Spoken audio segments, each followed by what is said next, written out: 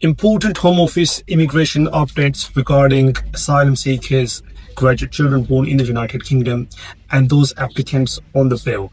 These were the most important changes that came to effect on the 3rd of August 2026 from HC 259 Statement of Changes. A lot of people have asked me to make this video in English. So the main three changes that took place were, first of all, graduate children. So people that are on the graduate leave to remain in the UK, and if they are blessed with a child in the United Kingdom, in the previous rules, they could not make their application. Now, from the 3rd of August 2026, they can make their application in line with the parents. So if the parents were granted visa for 2 years, the child can make their application as well for the 2 years. So if they have remaining 6 months left to the graduate route, same would be applicable for the child. Now, the second major update was asylum. Before, the asylum seekers, when they're making an asylum claim, they were called for a interview, initially a screening we call it, and also a substantive interview later on after a few months, depending on the Home Office backlog.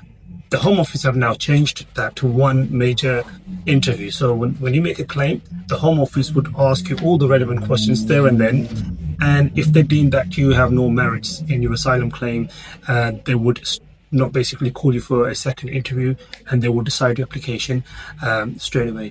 Whereas if they think that there are merits, they will probably then call you for a second interview, substantive interview.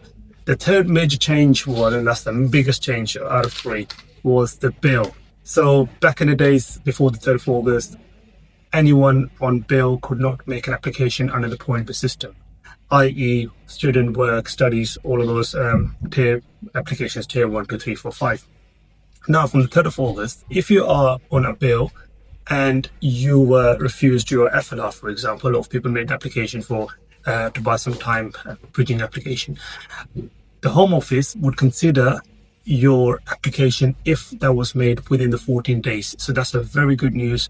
Anyone whose application for FLR is rejected, they can still make an application for a skilled worker visa within the 14 days. So these are the major three updates. If you have any questions or concern, you can message in the chat box down in the video. You can inbox us. You can follow the page for more updates. Thank you so much for watching.